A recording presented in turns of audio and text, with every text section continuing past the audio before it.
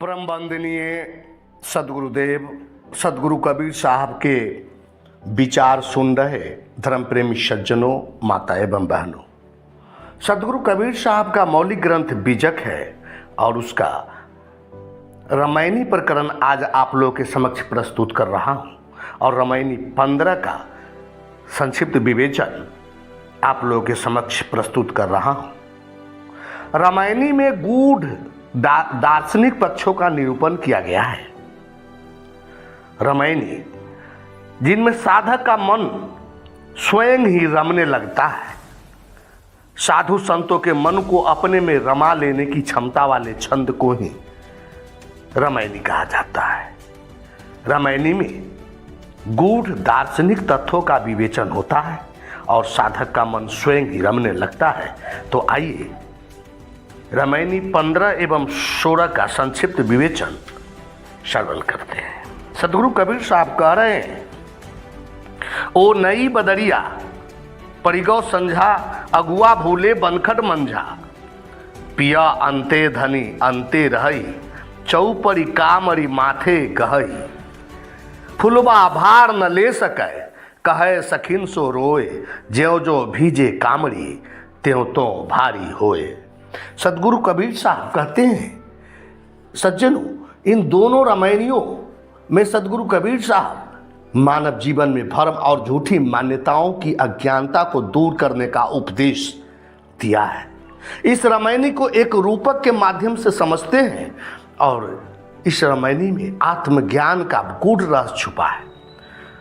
निवेदन करते हैं आप पूरा वीडियो अवश्य सुनेंगे, अजीब ही इसमें उपदेश है और एक रूपक के माध्यम से यह रामायणी समझ में आएगा। मनुष्य की एक टोली है, बाजार जाते हैं। उस टोली में सामान खरीदने वाले, बेचने वाले, नाच गान करने वाले, कथा प्रवचन करने वाले, धर्म कर्म का उपदेश देने वाले सभी एक साथ बाजार जाते हैं। रास्ते में घनघोर आंधी बारिश, बिजली की चमक इत्यादि होना शुरू होता है और अंधेरा हो जाता है, शाम भी हो जाता है। सभी लोग वनखंड में अर्थात जंगल में इधर उधर भटक जाते हैं। उसमें जो अगुआ लोग थे वो भी जंगल में भूल गए हैं और अगुआ लोग को भी कोई रास्ता नहीं मिल पा रहा है। उस झुंड में कुछ महिलाएं भी हैं। एक महिलाएं माथे पर कंबल लेकर बाजार में बेचने जा रही है। कंबल का गट्ठर पानी में भीग गया है और जिसके कारण बहुत भारी होने लगा है। और वह फुलवा नाम की महिला है जो रो रो कर सखियों से कहती है कि कंबल भीगने से बहुत भारी हो रहा है, अब हमसे नहीं जाएगा। उस घनघोर जंगल में चलते चलते सभी लोग थक गए, अब किसी से चला नहीं जा रहा है।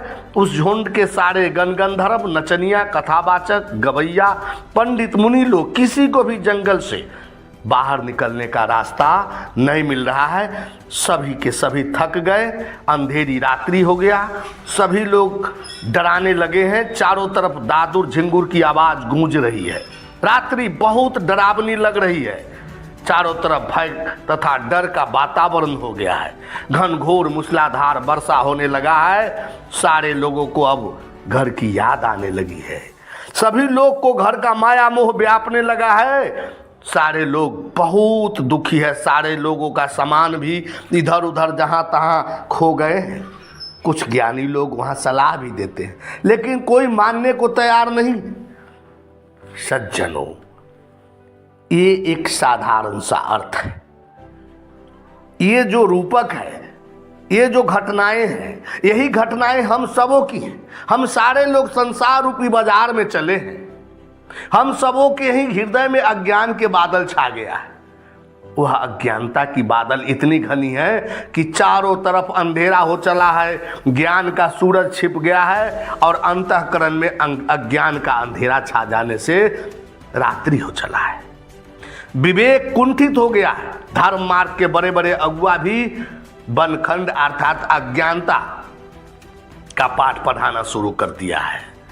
तरह तरह के पंथ उपवंथ चला दिए, तरह तरह के देवी देवता में लोगों को भुला दिया कि परमात्मा वहाँ से मिलेगा, ईश्वर वहाँ से मिलेगा।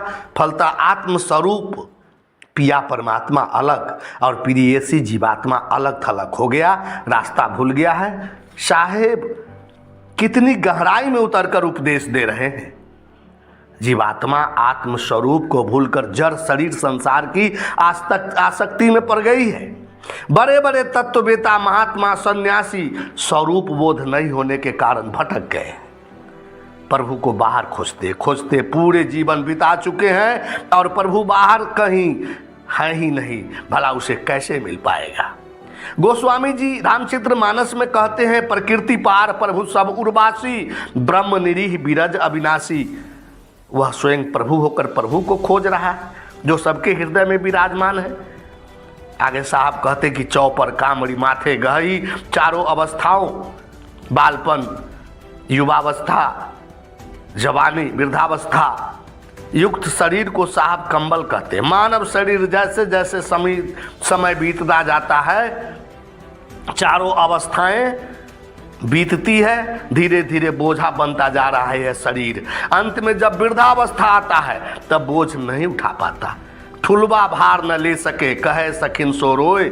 जब वृद्ध हो जाता है तो फूल का भार भी नहीं उठा पा रहा है। सज्जनों, गामा पहलवान थे जो दो दो कार को एक साथ रोक लेता था, लेकिन जब वृद्धावस्था आया तो वह उठ नहीं पाता था, दूसरे के सहारे चलता था।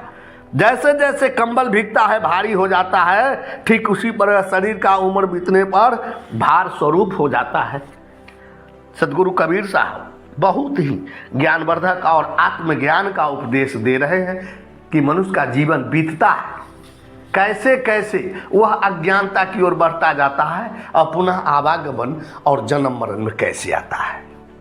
आगे कहते हैं रामायणी 16 से कि चलत चलत अति चरण प्यारा, हारी पड़े तह अति ऋषियाना, गन गंधर्व मुनि अंत न पाया, हरि अलोप जग धंधे लगाया, गहनी बंधन बान न सूझा, था के पड़े तह किछौ न बूझा, भूली पड़े जी अधिक डेराई, रजनी अंधकूप हो आई। अभी आत्मा से भिन्न दूर समझकर परमात्मा की खोज करते करते लोगों के मन बुद्धि रूपी चरण थक गए। अति चतुर भी यहाँ हार गए। गणदेव गंधर्व देव मुनि लोग भी परमात्मा के रहस्यों को नहीं जान पाए। लोगों ने मान लिया कि परमात्मा गुप्त रहकर हमारी सभी जीवों को अनेक धंधों में लगाया है। गहनी बंधन बान न सूझा, था कि परे तह किछौ न बूझा। सदगुरु कबीर साहब कहते हैं कि परमात्मा ने लोगों को धंधों में नहीं लगाया, जीव ने स्वयं बंधन को पकड़ा है, क्योंकि सार उपदेश इन्हें नहीं सूझा। इसलिए लोग परमात्मा की खोज में थक गए, परमात्मा के किंचित भी रहस्य को नहीं समझ पाए। भूली पड़े जी अधिक डेराई, रजनी अंधकूप हो आई।